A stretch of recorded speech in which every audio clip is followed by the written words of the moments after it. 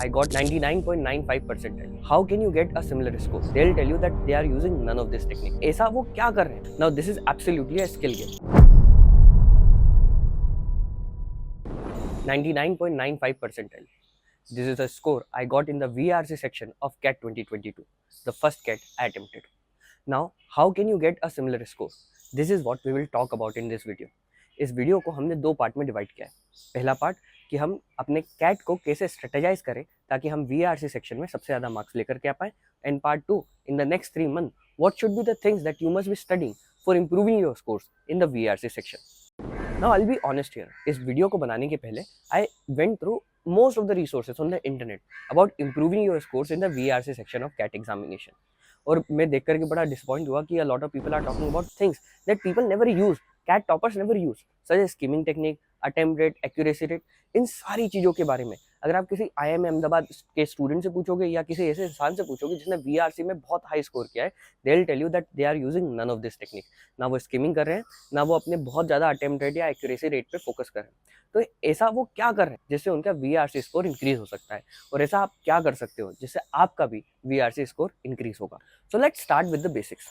Cat के VRC section में होते हैं चॉइस क्वेश्चन, जिसमें 16 क्वेश्चन होते हैं RC के और 8 क्वेश्चन होते हैं VA के, जिसके लिए आपको मिलते हैं 40 मिनट. इसमें इंपॉर्टेंट हो जाता है कि हमें समझ में आए कि किस तरह से हमको हमारे 40 मिनट्स को डिवाइड करना है to get our maximum score.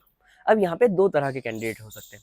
एक जो VARC सेक्शन में बहुत ज़्यादा स्ट्रॉन्ग नहीं है, और एक जिनके फाउंडेशन स्ट्रॉन्ग है और VRC सेक्शन में जनरली वो डिसेंट स्कोर करें. For the first set of candidates I will suggest कि वो 10 मिनट्स पर पैसेज लें और 30 मिनट में 3 RC पैसेजेस कंप्लीट करें, और बाकी के 10 मिनट में 8 VA क्वेश्चंस को अटेम्प्ट करने का कोशिश करें. For the second set of candidates, या पहले सेट ऑफ कैंडिडेट्स जब थोड़ी प्रैक्टिस कर लेंगे तो वो सेकंड सेट ऑफ कैंडिडेट्स की तरह 8 मिनट में एक पैसेज कर सकते हैं RC का, जिससे उनके 32 मिनट्स में चारों RC पैसेज हो जाएंगे, और बाकी के 8 क्वेश्चन वो 8 मिनट में लगभग सॉल्व कर सकेंगे. So this was about time management. Second question कि हम इसे सॉल्व कैसे करें, तो इसके लिए RC और VA दोनों की अलग अलग स्ट्रेटेजीज होगी. Let's start with the RC section. किसी भी रीडिंग कॉम्प्रहेंशन पैसेज में स्कोर करने के लिए we have 3 steps. First reading, second understanding, और थर्ड सॉल्विंग. हमें पैसेज को पढ़ना होगा, समझना होगा और सॉल्व करना होगा. Now this is absolutely a skill game. अगर आपकी ऑलरेडी इंग्लिश काफ़ी अच्छी है तो यू विल रियलाइज़ कि इंग्लिश का सेक्शन को पढ़ना और समझना आपके लिए काफ़ी आसान हो जाता है. But if you are someone जो बहुत अच्छे इंग्लिश मीडियम स्कूल से नहीं आता है, या जिसने बहुत सारी किताबें बचपन से अभी तक नहीं पढ़ी है, you are probably going to find a little difficulty in this section. But please do not worry, because all of this is solvable. Now the first step is reading. Reading में हमारा ऑब्जेक्टिव है that we read the entire CAT passage in less than 5 minutes. This is because बाकी के 5 minute हम question solve करने में बिताएंगे. और यहाँ पर क्योंकि कैट के पैसेज में अराउंड 500 वर्ड्स होते हैं, तो अगर आपकी रीडिंग स्पीड बहुत ख़राब है और एवरेज से काफ़ी नीचे है, तब भी आप आराम से 5 मिनट में पूरे 500 वर्ड्स पढ़ सकते हो. लेकिन यहाँ पे जो मिस्टेक कई सारे कैट एस्पिरेंट करते हैं, and which becomes a hindrance in them reading the entire passage in less than 5 minutes, is that they keep on reading every time they are not able to understand the meaning of a single line. कई बार cat passage पढ़ते पढ़ते हम देखते हैं कि कोई ऐसा शब्द आ जाता है या कोई ऐसी लाइन आ जाती है जिसका मतलब हमको नहीं आता है, और उस कारण से हम क्या कर देते हैं, हम वापस से उस लाइन को पढ़ने लग जाते हैं और उस लाइन पे अटक से जाते हैं. और दूसरी मिस्टेक जो हम में से कई सारे लोग करते हैं कि कई बार हम पढ़ते तो जाते हैं लेकिन हमारा फोकस कहीं और चले जाता है, तो we are thinking about something else while we are reading the entire CAT passage. और ऐसे में हमने पढ़ तो लिया लेकिन हमें समझ में नहीं आया. तू समझा? हाँ. नहीं, तू समझा नहीं. You have to be completely conscious the next time you solve the CAT mock that if there is a single word or a single line जिसका मीनिंग आपको नहीं आ रहा है या जिसको मीनिंग को समझने में आपको डिफिकल्टी हो रही है, you are not going to get stuck on it and you are going to move past it, because हो सकता है कि पूरा पैसेज पढ़ने के बाद या पूरा पैराग्राफ पढ़ने के बाद आपको उसका मीनिंग ईजिली समझ में आ जाए. इसलिए हमारा फर्स्ट ऑब्जेक्टिव हमको हर मॉक में कंप्लीट करना है that we are going to read it before 5 minutes are over. And as you gradually practice it, you will realize that reading a passage is possible in even less than 3 minutes. And the more you do that, the more time you will have to solve the questions, the better you will be in your reading comprehension section overall. Now the second step was understanding. देखिए, अगर आपने 5 minute से कम में पूरा reading का passage पढ़ भी दिया, तब भी ये कम्प्लीटली श्योर नहीं है कि आपको वो पूरा पैसेज समझ में आ जाएगा. आप समझने में what is that biggest thing that prevents you from understanding the meaning of any passage? The simple thing. आप में से कई सारे लोग जो इस वीडियो को देख रहे हैं, हो सकता है कि your mother tongue is Hindi. क्या कभी आपके साथ ऐसा हुआ है कि आपने कभी किसी हिंदी के पैसेज को पढ़ा है और आपको वो समझ में नहीं आया, या आप हिंदी में किसी चीज़ को सुन रहे थे और वो आपको समझ में नहीं आई? ये हार्डली हमारे साथ कभी होता है. ऐसा क्यों होता है? क्योंकि हमको हिंदी की भाषा के सारे शब्दों का मतलब पता है, या लार्जली जो उस चीज़ में यूज़ हुए हैं, उस पैसेज में यूज़ हुए हैं, या उस स्पीकर ने यूज़ किए वो हमें पता है।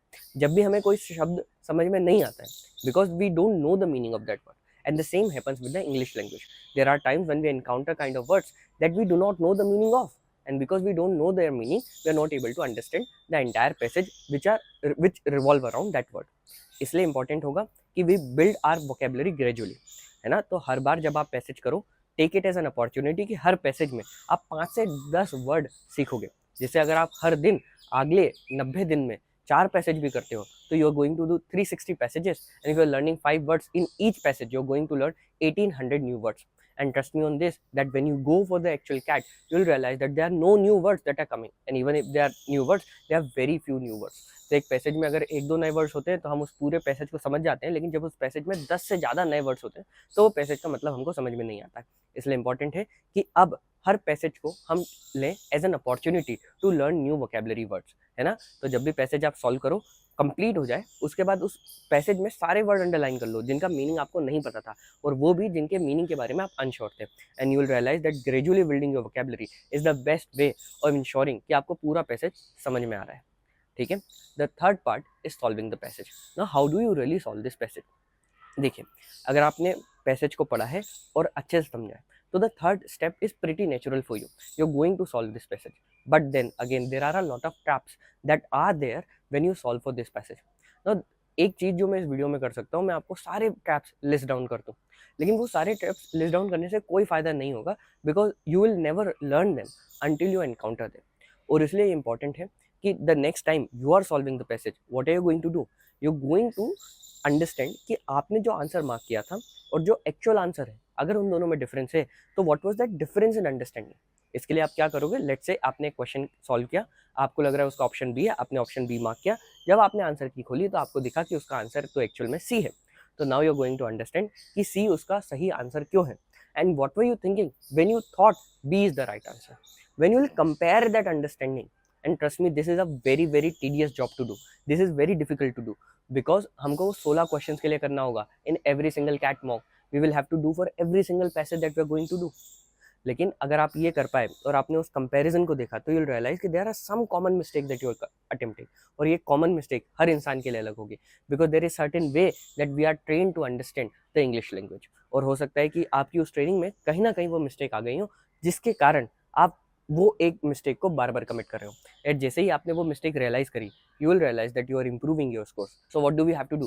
We have to compare the answer choice that we have marked and the actual answer choice with the explanation that the author is providing, or that your coaching, tuition, or whatever material you are providing provides. But इन सब चीज़ों में ये ensure करना important होगा कि anything that you are using should have solutions, है ना। अगर आप कैट का बीए का सेक्शन कर रहे हो, आरसी का सेक्शन कर रहे हो, और वहाँ पे सॉल्यूशंस नहीं है, तो वो आपके लिए बिल्कुल भी यूजफुल नहीं होगा। अब हम आ जाते हैं वीए के सेक्शन पे। वीए के सेक्शन में you will realise that there are different kind of question, para summary, para jumble, some grammar based question, और some fill in the blank kind of question. और हो सकता है एक्चुअल कैट में एक दो कुछ डिफरेंट टाइप के क्वेश्चन हो जाए, लेकिन जैसे जैसे आप इन क्वेश्चन को सॉल्व करोगे, कोई नया क्वेश्चन आपको ज़्यादा परेशान नहीं करेगा। How do we really improve them? Again, जैसा कि हमने आरसी में देखा, there are no concept that you can learn here, the only thing that you can do is keep practising, understand where your mistakes are.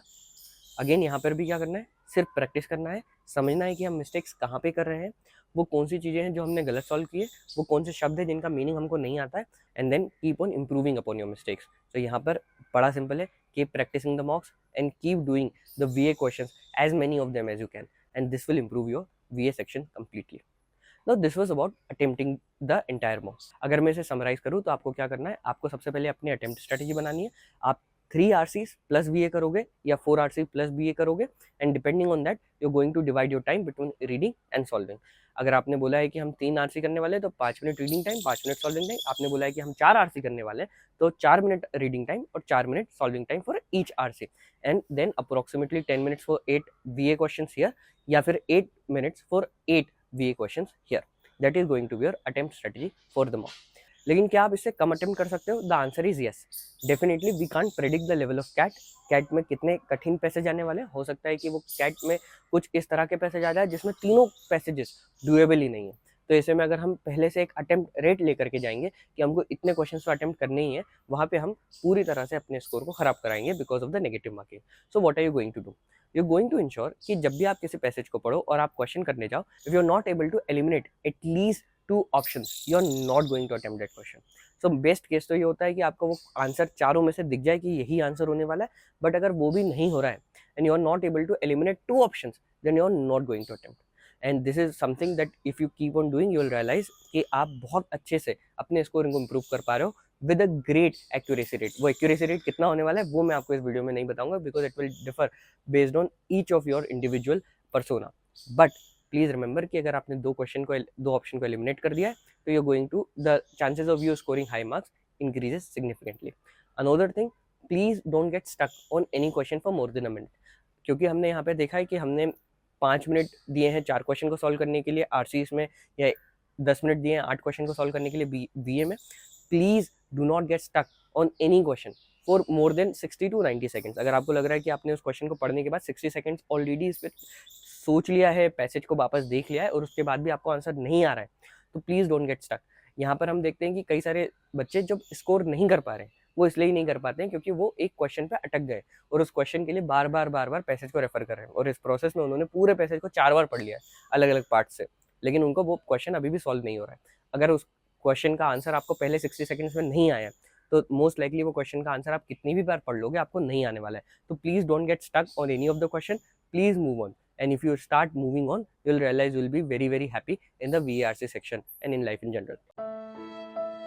Okay, the next part. What should you be doing in the remaining 3 months? Now again, I understand that इस video को देखने वाले कई सारे aspirants होते हैं, कई सारे ऐसे जो अभी कैट प्रिपरेशन को शुरू कर रहे हैं, कई सारे ऐसे जो इस कैट प्रिपरेशन में काफ़ी कुछ कर चुके हैं, और कई सारे ऐसे लोग जो काफ़ी समय से कैट प्रिपरेशन कर रहे हैं लेकिन उन्होंने कुछ किया नहीं है, तो they are much like the first variety.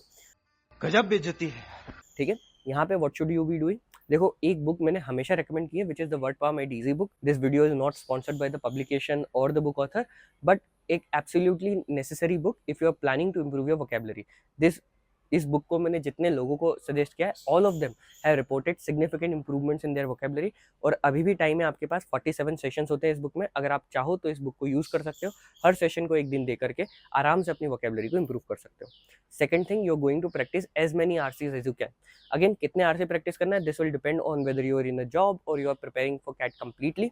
But if you are giving around third of your CAT preparation time to your VRC section, please remember कि आप हर आरसी को उस तरह से अटेम्प्ट करो जैसे कि आप उसको मॉक में कर रहे हो. सो प्लीज इंश्योर जितने भी आप आरसी कर रहे हो सोल्यूशन के साथ कर रहे हो. जब भी आप कोई गलती करते हो तो you compare your understanding with what was the solution of the answer or what was the solution of the source that you are referring to. इसके बाद last and the most important thing that I am going to share with you, that you make a copy or you create a digital note of all the mistakes that you're doing in the VRC section. Now it may sound very tedious, लेकिन एक बार अपनी mistakes को review करने के बाद ही आप उन mistakes को दोबारा नहीं करोगे. अगर आप में से कुछ लोग सिग्निफिकेंट टाइम दे चुके हो कैट प्रिपरेशन में, तो आपको पता होगा कि आपने काफ़ी कुछ मिस्टेक्स बार बार करी है थ्रू आउट योर मॉक्स और throughout your practice, and you are not going to improve on those mistakes until you know what mistakes are those. और इसके लिए इंपॉर्टेंट है कि आप वो सारी मिस्टेक्स की एक लिस्ट बनाओ. अब वो कैसे बनाओगे? आज आप बैठ करके पुरानी जितनी मिस्टेक्स है उनकी लिस्ट तो नहीं बना सकते, तो all you are going to do, you are going to make a copy of the traps that you have identified in your RCs. हो सकता है कि आपने किसी वर्ड को गलत समझ लिया हो, आपने किसी को ब्रॉडली समझा हो जो कि इतना ब्रॉड नहीं था, जिसका थोड़ा मीनिंग नैरो था, आपने किसी वर्ड को किसी और वर्ड से कंफ्यूज कर दिया. वो सारी मिस्टेक्स जो है वो आपको एक कॉपी में नोट डाउन करनी है. इस कॉपी में आपको वो वर्ड्स नोट डाउन नहीं करने जिनका मतलब आपको नहीं आता है, which is a separate matter, जो कि आप डिक्शनरी में देख सकते हो.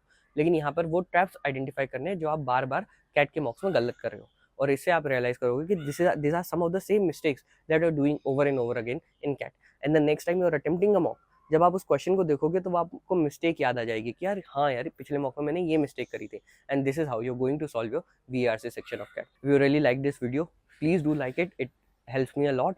Please also subscribe to the channel. और साथ ही में अगर आपका कैट प्रिपरेशन रिलेटेड कोई भी डाउट हो तो please leave it in the comment, I will ensure that I reply to each of your comments in the comment box. सिर्फ एक क्वेश्चन है कि मेरी ये प्रोफाइल है, मुझे क्या मिलेगा, this a kind of question that I can definitely not answer, because इस चीज़ को कोई भी प्रेडिक्ट नहीं कर सकता। इसके अलावा CAT preparation related doubt, MBA colleges से रिलेटेड डाउट अगर आपके मन में कोई भी हो, तो please feel free to leave them in the comment and I will ensure that I am replying to all of them.